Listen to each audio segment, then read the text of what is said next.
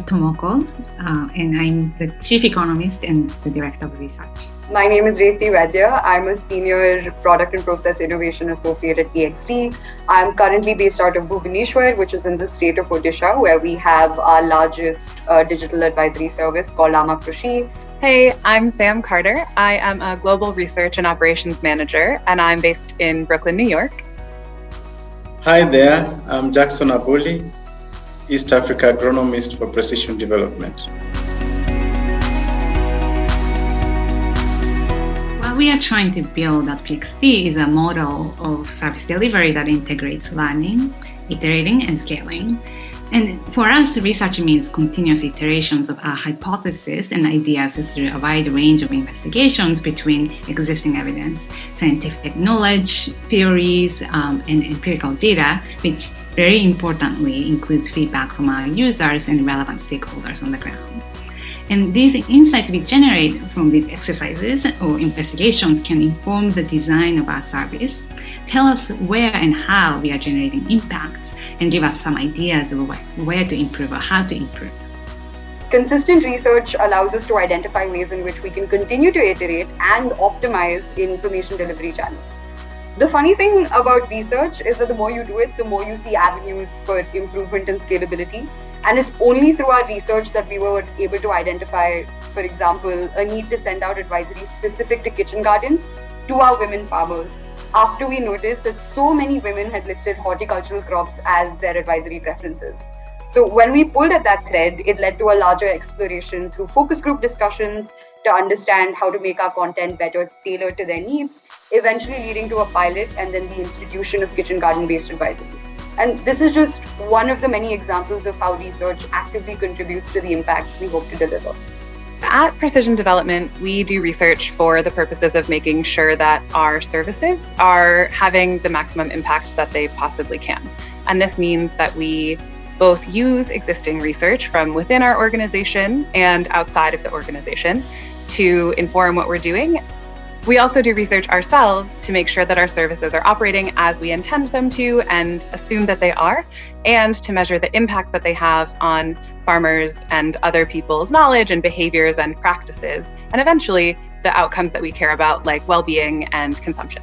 When I think about how we do research at Precision Development, I think of three main characteristics. The first is that our research is interdisciplinary. So we work with researchers, with agronomists, with tech and data science people, with our product development team, and with external collaborators, both researchers and partner organizations. It's also interdisciplinary in the fact that we do both quantitative and qualitative research. So we do rigorous randomized evaluations and A/B tests where we're getting a really clear causal estimate of what we're doing. But we're also doing a lot of qualitative research like focus group discussions and one-on-one interviews to generate really nuanced and deep contextual understanding of the programs that we're operating and the places where we're working.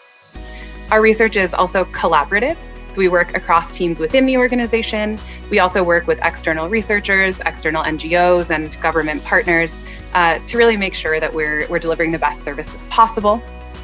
And our research is problem-driven and practical. So we focus both on delivering the highest quality service that we can and on filling existing gaps in the evidence base to make sure that other organizations and other practitioners can use the insights we're generating as well. I could simplify it into three ways. We listen, and then we act, then we listen again, and respond. So how do we listen? We conduct focus group discussions among our farmers. We do interviews. We get feedbacks from the SMSs and voice responses. And then we respond to that based on what has already been identified through research. And then how do we incorporate our content delivery so that it can be able to meet the expectation, the reality, and the circumstances in which these farmers are in. So we do come up with the content that is able to meet those situations. Farmers are not static. They respond, they change their concept, they adopt, they adapt. So when we don't assume that because we listened yesterday, the circumstances and the facts and the realities are still the same as yesterday. So we'll again listen today and be able to find out what has changed, what has not changed? We rolled out a large-scale impact evaluation of PXD's advisory service in one of the states in India, and it has become a fairly complex study to implement because of the pandemic and the multiple interruptions that we had during the rollout. But we have now registered over 13,000 farmers into the study, and over 2,000 of them are women farmers, and also collected extensive baseline data and GPS location data from their primary plots so that we can use satellite images to measure yields.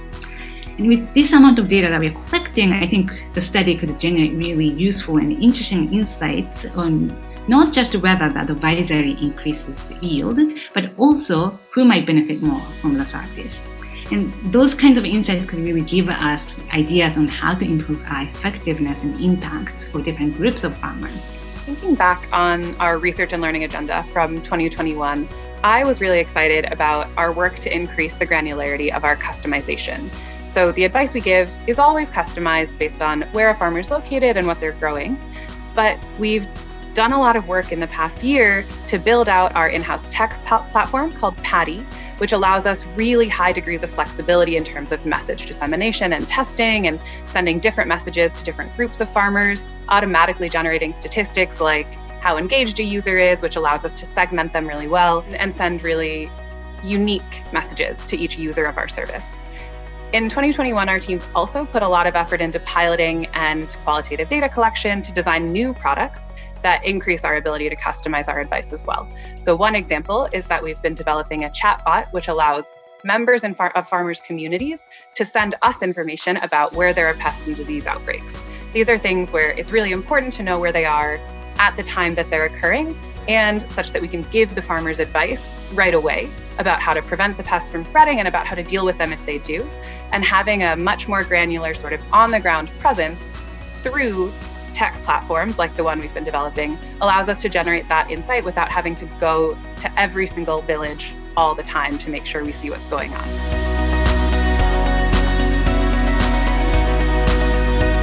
But I'm super excited about the work we're doing in Gujarat, where we're looking at the type of unique constraints that women face and how to create information channels that work to address these pain points in ways beyond traditional digital extension models. So our current model is premised on the possession of a mobile phone, and unfortunately, cell phone penetration among rural women in India is abysmally low. There are, however, strong ground-level women's networks like self-help groups and cooperatives that actively facilitate social learning and could be ways through which we maximize our reach. In fact, we may even discover that there are non-digital ways in which information can be shared more effectively. We've recently signed an MOU with Seva Federation in Gujarat, and we'll be conducting a qualitative scoping study later this quarter to explore this further. I'm very happy that we're putting women at the center of our research and navigating the best way to cater to their needs by looking beyond the traditional male default way of service delivery design. Looking forward to the next year, I'm most excited about all the groundwork we've laid to measure PXD's impacts on yields and other downstream outcomes. So we've got some in-house experience now about measuring agricultural yields through satellite images, for instance, and we can apply those tools to other geographies, as well as other questions like when farmers are planting their crops, and that will allow us to do a lot more efficient research focusing on end outcomes that we can't measure through our administrative data, for instance. So that's one thing I'm really excited about, is building out our impact evidence. I'm also really excited about the opportunities we have to do more rigorous testing of some of the new products that we've been developing and piloting this year. I'm excited about the work being done on weather advisory in Karnataka in India and Pakistan. Weather is critical to agriculture, especially given climate change and evolving seasons.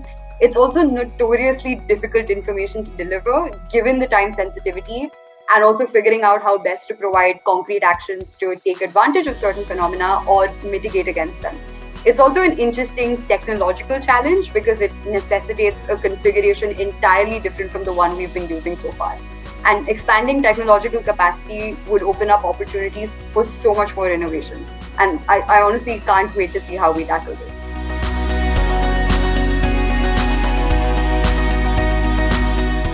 We have run quite a large number of experiments, A/B tests, to tweak and test service features using our platform data on engagement, or sometimes self-reported behavior change collected through phone surveys. But these are rough measurements of intermediary outcomes, and they are helpful, of course, in giving us some sense of how our services are doing, but they don't often give us a deeper understanding of how the service is affecting the ways farmers learn or engage with information, update their beliefs about new technologies, and ultimately leading to better outcomes for users. And we are very cognizant that these deeper insights are necessary to develop effective services, and that we need to diversify and balance the types of insights that we generate and the methods that we use. So we are now trying to expand our methodological toolbox and partnerships with the researchers and scientific experts to create more space for these types of deeper learning. So some of the examples I'm looking for to more systematically incorporating include qualitative interviews while exploring new innovation ideas. And second, as public health conditions allow, again, talking to more farmers and potential users and learning about barriers they face. Also, I think we have traditionally relied on phone surveys because they are cheaper and easier to implement.